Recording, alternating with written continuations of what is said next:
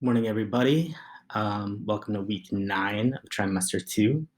The next few weeks, end of this trimester, we're going to be working on understanding more about factors and numbers. So specifically, we're going to work on kind of reviewing, or maybe for the first time, understanding what common factors are. We're also going to be in this lesson figuring out how to find the greatest common factor. And then we're going to review the distributive property, which is a property of mathematics. So we have 3 things we're going to work on in this lesson, the most important being the top 2. So in case you need a reminder of common factors or figuring out greatest common factor or a distributive property, I've put the definitions linked in here. So this is an interactive math dictionary. So these are our definitions for factors. Kind of describes how to find them as well. So for each of those, there is a link in here for finding the definition. So for greatest common factor, and then distributive property as well. All right, so let's go ahead and get started with the lesson. We are going to go over these definitions again in the lesson. But if you need to come back to them, they're right there. All right, so back to present. All right, so next slide. I also have linked a multiplication table in here. If you're not quite up on your multiplication table, you can click on this link. And the way you use the multiplication table to find factors is you basically use the inside of it. So let's say I wanted to find the factors of 24. Well, I would look for any 24 that is in the inside of our multiplication table here. So when I would look for 24, so 2 factors for 24 are 12 and 2. I also have 3 and 8. So just looking for my 24s, 4 and 6. And if you remember from last year, if you were with me, the closer the numbers get, like 4 and 6, that tells you that you're pretty much done finding the factors, so 4 and 6. So unless it's a square number like 25.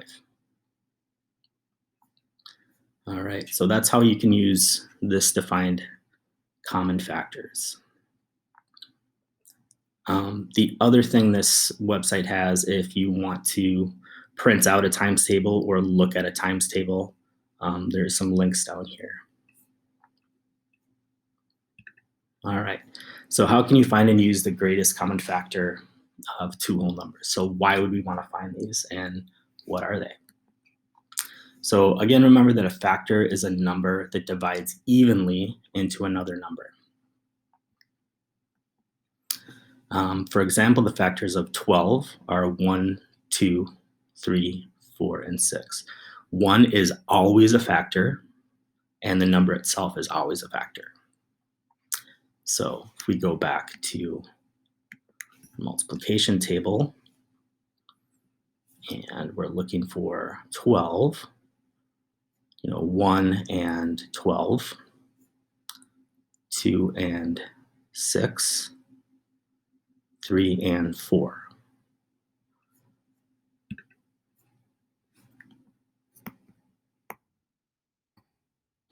So 1 and 12, 2 and 6, and 3 and 4. And the way this is written is this is basically called a multiplication rainbow. So that is what a factor is. So let's do a little bit of practice here. So Justin is arranging video games on shelves. He has 24 sports games and 16 action games. Each shelf will have the same number of sport and action games. If Justin must place all of the games on the shelves, what are the possible numbers of shelves Justin will use? So here we're looking for our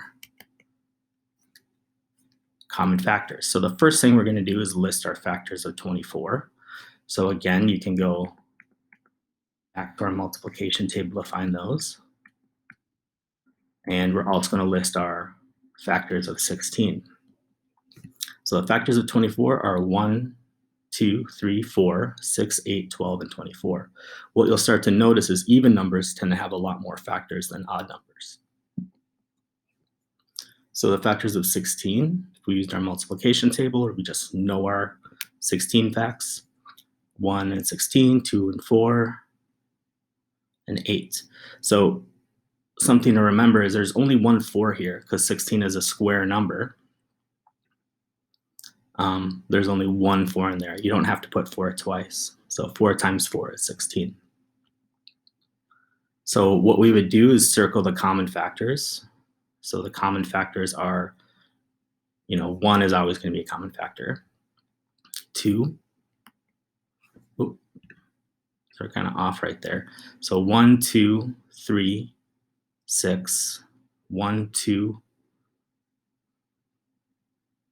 Well, this is supposed to be 8. So sorry, those are off. So 1, 2, 4 are 8 shelves. So hopefully you can see that. I must have moved those in the wrong place. So 1, 2, 4, and 8. All right.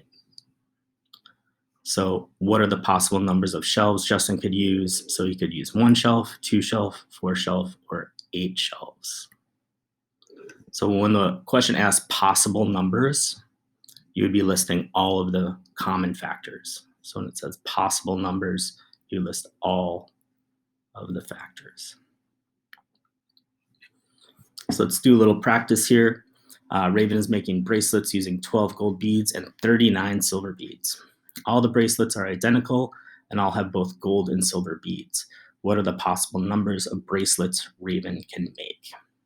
Okay, so this one's going to be a little bit trickier because of that number 39. So first thing we're going to do is list the factors of 12 and 39. So let's list the factors of 12. So 1, 2, 3, 4, 6, and 12. So 39 is going to be a little bit trickier. So one thing to think about with 39 is think if you can think of a multiplication fact for 39. So it's an odd number, so it's not going to be divisible by 2. The next number to think about is 3. And if you think about this number here, 3 divided by 3 is 1. 9 divided by 3 is 13. So then we might think about 4. Well, it's not an even number. 5. Well, it doesn't end in a 0 or 5. 6. Let's see, how close can I get with 6? 6. I might go back and look at my multiplication table here. See if I can find 39 anywhere. Get kind of close here, 3 and 12. 3 and 12. If I think about this for a minute, 12 groups of 3 is 36. 13 groups of 3 would be 36 plus 3 would be 39. So 3 and 13 is 2 factors for 39. Let's see if I have any other 39s in here. Well, there isn't one between 36 and 40. There isn't one between 35 and 40. See how I'm kind of just going up here and looking between where 39 would be. 6 is not a factor. 7 is not a factor. 8 is not a factor. 9. Okay, well, it looks like the only factors for 39. Let's go back down.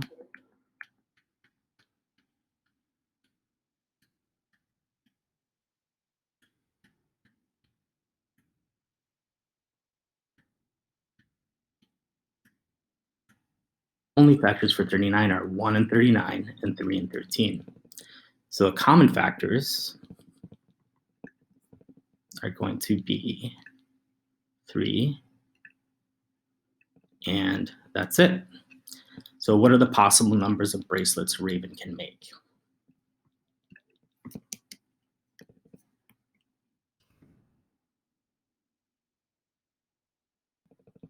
Well, 1 and 3. So 1 or 3 bracelets. So those are the possible numbers of bracelets. So possible means you're going to list all of the common factors. Okay, greatest common factor is basically the common factor that's the largest that they share. So greatest common factor of 2 numbers is the greatest or biggest or largest or most value. Greatest common factor shared. So one way to find greatest common factor of 2 numbers is to list all of the factors. Then you can identify the common factors and the greatest common factor. So for example, the greatest common factor of 30 and 45 is 15. So 1, 5, and 15 are the common factors. So 1, 5, and 15. Again, these are, so 1, 5, and 15. 1. Again, I apologize about those circles. Those are maybe a little confusing. So 1, 5, and 15. The greatest common factor is going to be 15.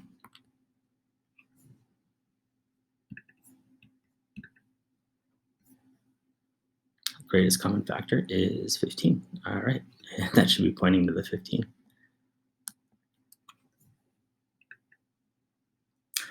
Okay, so how would we do this in a story problem? So Candace has 12 muffins and 16 cookies that she wants to arrange in baskets. There needs to be the same number of muffins and cookies in each basket. What is the greatest number of baskets she can make? How many muffins and cookies will be in each basket? All right, so first thing I'm gonna do is, again, list the factors, use a multiplication table. The other thing you can do is use a calculator and just start dividing by 2, 3, 4, 5, 6. So the factors of 12 and 16, factors of 12 and factors of 16. So 1 and 12, 2 times 6 is 12, 3 times 4 is 12. So these are all my factors, and then I'm gonna use the pen this time. So the factors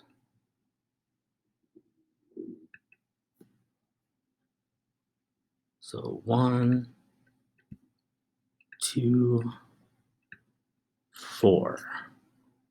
So the greatest common factor is going to be 4.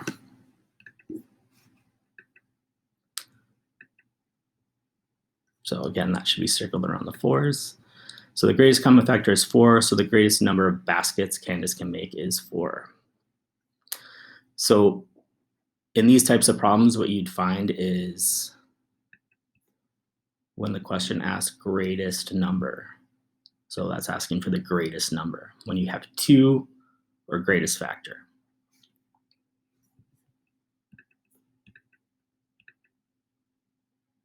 So find the number of muffins and cookies. So 12 divided by 4 baskets. So it's going to be my other factor. So we'd have 3 muffins in each basket.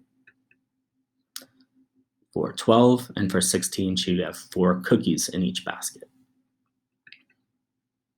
So that's answering the second part of the question. How many muffins and cookies will be in each basket? So we would just look at that 12 and 16, 4 times 3, and then 4 times 4 for the cookies. All right, so we have an 8th grade class that's competing in a math competition. There are 28 girls and 35 boys who want to participate. Each team must have the same number of girls and the same number of boys. What is the greatest number of teams that can be formed? How many boys and how many girls will be in each team? So again, we're going to do the greatest common factor, or find the factors of 28 and 35.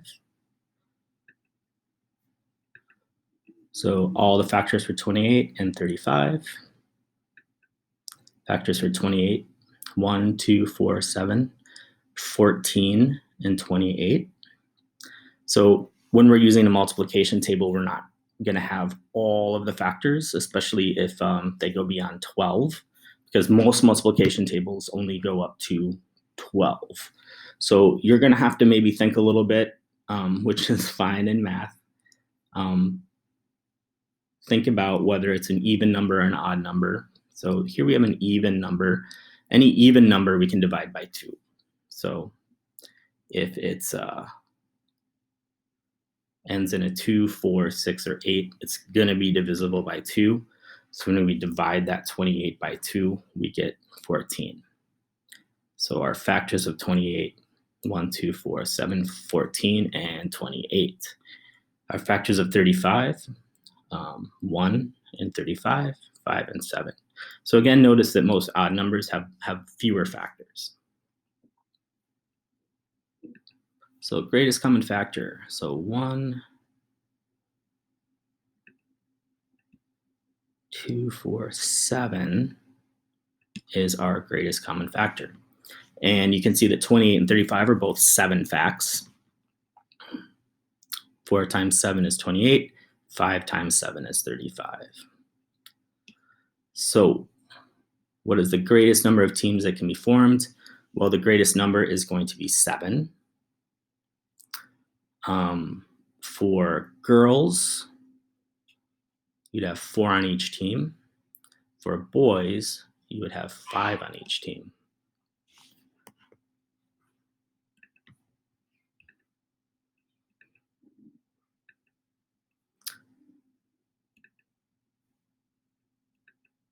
So 28 divided by 7 is 4. You can see that there. And 35 divided by 7 is 5. All right, so I think I'm actually going to skip through the distributive property. I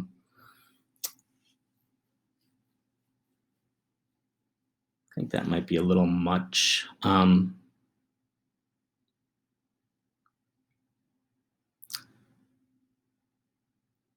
So it's a way to add 2 numbers, basically, using multiplication.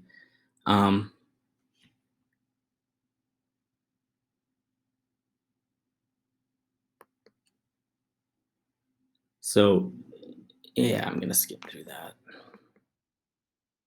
You're not going to need to know this for the assignment. This video is getting a little bit long.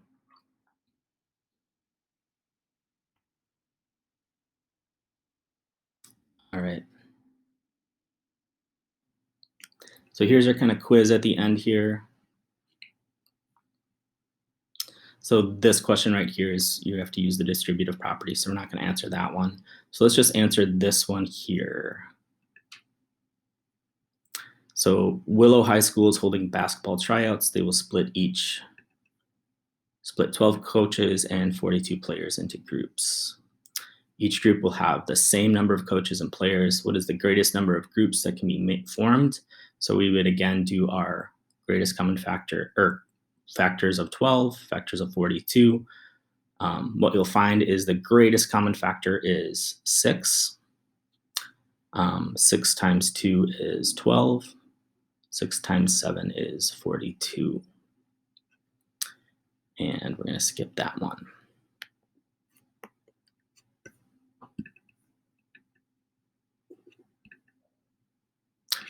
So kind of a last practice here, exit ticket, find the greatest common factor of 63 and 84. This is a tougher one. So what we'd want to do is start with 1 times 63. We think about 2. It's not in 63 is not a even number, so not divisible by 2. Let's think about 3. So 3 goes into 6 2 times. That's 20. And 3 into 1. So 3 and 21. I'm also going to think about the number 21. So what are the factors of 21? The factors of 21 are 3 and 7. So 7 is going to be a factor here. 63 divided by 7. Pretty sure that is going to be, what's that right? 7 times 7 is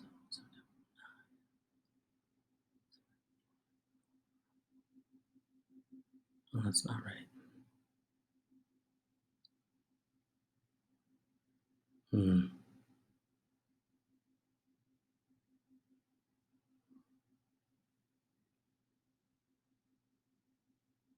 56. Yep, 7 times 8 is 56.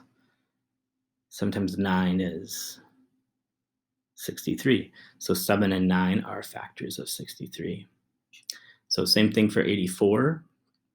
We think about it's an even number, so it's divisible by 2. So 1 and 84. Let's do this, see if I get it right. 1 and 63. 3 and 21. And 7 and 9. So a little messy. All right, so for 84, do 1 and 84. It's divisible by 2. So I'd go 2 into 8 is 4. 2 into 4 is 2. So 2 and 42. Think about the number 42. What are some facts for 42? Hopefully you guys can see how I'm thinking about breaking these numbers down too. If I don't have my multiplication table, I can go back once I get a smaller number and think about it. But let's think about 3. 3 goes into 4 one time. So I'm doing some division here. 3 goes into 4 one time. And then I end up with 12. So 14. All right, now I'm getting closer. 3 and 14. About 4. Nope, 4 times 10 is 40. 5 goes into 42 9 times. The remainder of 2. 6. Well, 6 and 7. 6 and 7 is a 42 fact. So the greatest common factor of 63 and 84 is going to be 7. Pretty sure that's right.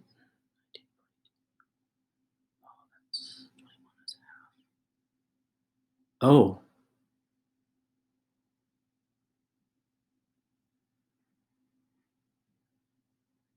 4. I forgot about 4. 4 times 21 is 84. So I forgot about that. So 4 would go after the 3, and 14 would be here. So 21. So the greatest common factor is actually going to be 21. All right. Okay, I think that's right. Whoop.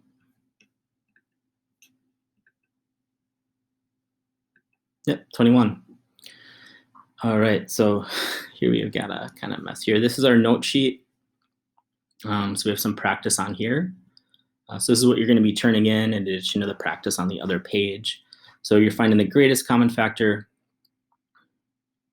of 40 and 60, 80 and 30, 18 and 36. So I'd recommend writing those out. Up here you have our strategy for finding greatest common factor that we went over. There's another strategy that's right here. It's called prime factorization that we're going to talk about later, but that's kind of a note for finding that. So try to answer these 3 questions here. Just do your best. Use a scratch piece of paper for sure to work out your answers. And then the next page you would do and turn in is this one right here. So you're going to, again, find the greatest common factor for these numbers. Same thing we just did. greatest number, greatest number. So again, these are the same types of problems. They're just story problems. So make sure you're answering the questions as completely as you can. If we need to go over these in class on Thursday or on Wednesday or during homework help, we can definitely do that. So that is your assignment for synchronous learning this week. We'll go over it in our lessons as well when we meet. But in case you can't make it to class, this is our video lesson. All right, hope everybody understands what we're doing this week. Reach out to me or Richie if you have any questions. And all right,